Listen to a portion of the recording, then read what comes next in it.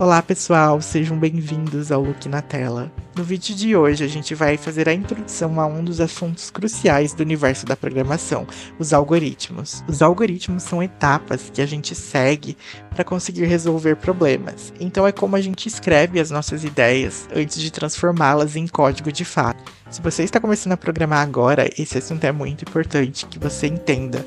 Então vem comigo.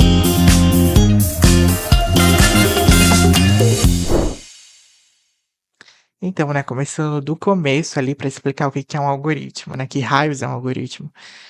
De uma forma bem simples, é um conjunto de passos ou instruções que a gente realiza ali para realizar uma tarefa e conseguir resolver um problema.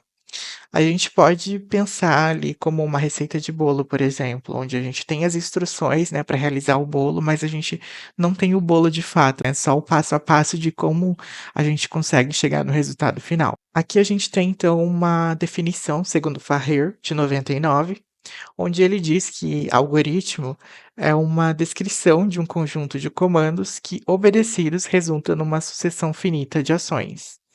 Então a gente sabe, né, que é ali um passo a passo, mas com uma quantidade finita de etapas, onde em um momento ela vai trazer o resultado esperado, que pode ser positivo ou negativo.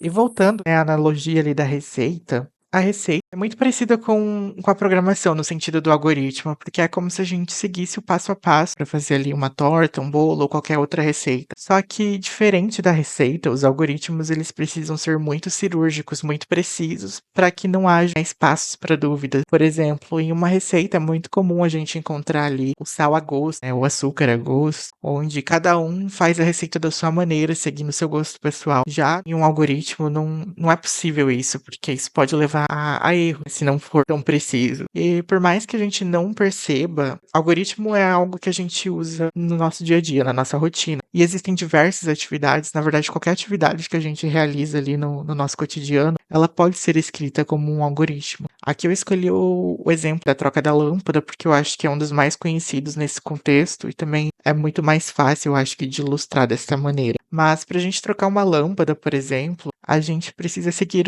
algumas etapas, que elas são muito parecidas, se não as mesmas para todo mundo.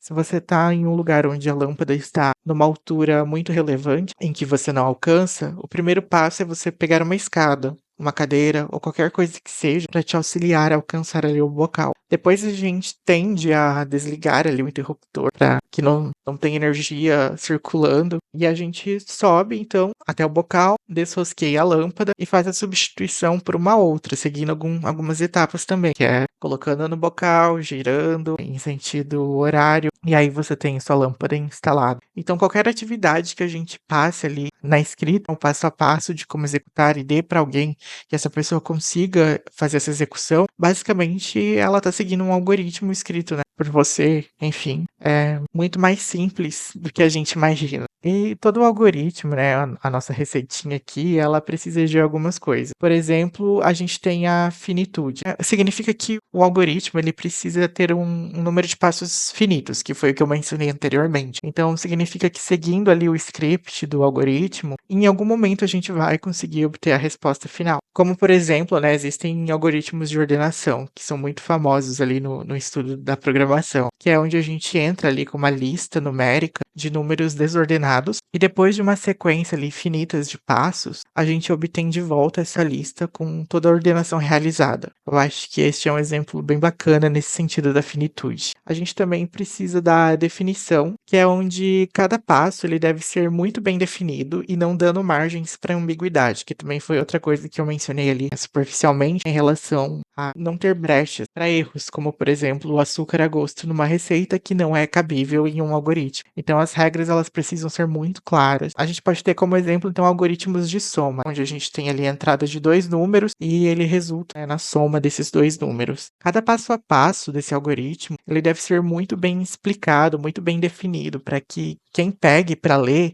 entenda, né, todo o passo a passo, desde a entrada desses valores até o cálculo que é realizado para devolver ali a soma desse algoritmo. Falando em entrada e saída, também é uma coisa que todo algoritmo precisa, de entradas fornecidas e devolve então ali a saída ao final. Aqui a gente pode ter como exemplo então algoritmos que calculam médias de alunos em uma escola, a gente tem como entrada ali as notas bimestrais, semestrais, enfim. E aí a gente tem todo um processo ali de script que vai fazer o cálculo dessas notas, fazer as divisões, e aí a gente vai ter de fato a saída, que é a média daquele aluno. E a gente também precisa em algoritmos, né, a efetividade, porque todas as operações elas devem ser muito simples e não consumir ali todo o recurso de um computador. Então elas precisam ser muito práticas, ter um tempo razoável, não estourar ali na questão do tempo. Por exemplo, um algoritmo de busca, que também é muito comum ali no estudo da programação. A gente entra com uma lista numérica, novamente o exemplo da lista, e a gente deseja encontrar então um número dentro dessa lista.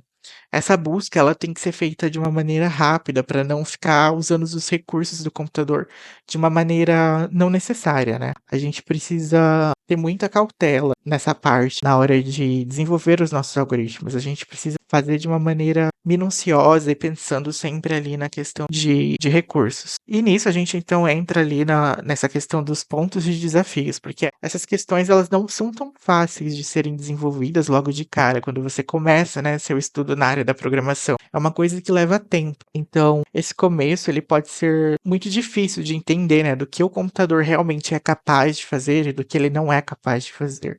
Então a gente precisa entender como o computador processa essas informações e executa as instruções, né, dos nossos algoritmos. E também tem a questão de que cada pessoa ela tem um raciocínio e ele não é o mesmo para todo mundo, né? Cada um tem a sua lógica, tem a sua abordagem e um algoritmo, apesar de ser automático, ele pode ser feito de diversas maneiras. Existem diferentes soluções para um mesmo problema e depende muito da visão de quem está programando. E nem sempre a pessoa vai conseguir pensar logo de início de uma maneira otimizada. Por isso que esse processo de otimizar o código e achar uma maneira que economize recursos não é uma coisa que a gente precisa se preocupar logo de início. Acho que o principal é a gente realmente entender como está funcionando. E para isso, né, existem algumas etapas que a gente tende a fazer durante o desenvolvimento de um algoritmo e até a codificação, que são estes aqui. Quanto à análise do problema, é mais a questão da gente entender o que o problema está pedindo, né? Antes da gente começar a codificar de fato, a gente precisa entender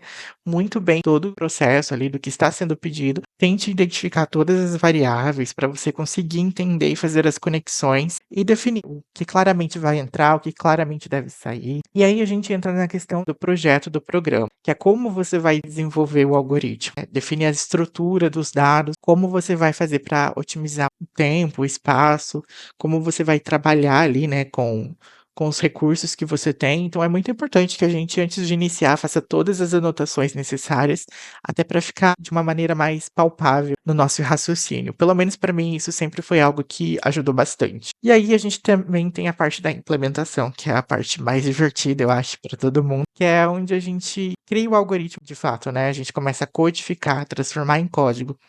Então a gente vai escolher ali a melhor maneira, depois de toda uma análise de como resolver esse problema, depois de definir ali as estruturas de dados, e a gente vai transformar os rabiscos até então em código de fato e traduzir, né, para um código de uma linguagem de programação. E aí a gente tem a verificação, que depois, né, de implementado, a gente realmente precisa garantir que o nosso algoritmo, né, o nosso código, ele realmente atende o problema que foi proposto. Então, não é só você codar e pronto, tá resolvido. Você precisa realmente fazer testes ali de diversas situações, tanto cenários positivos quanto cenários negativos, para que você verifique, né, se todos os cenários ali realmente estão sendo cobertos e tratados e que seu código realmente está nos trinks. E independente da questão da linguagem de programação que você escolhe, é muito importante a gente prestar atenção na questão de sintaxe e semântica, que são coisas bem complicadas para quem está no início, né? Porque a sintaxe é como você escreve, né? Seria a parte gramatical do código. Apesar da lógica de programação ser a mesma para diferentes linguagens, elas possuem maneiras diferentes, né, de serem escritas.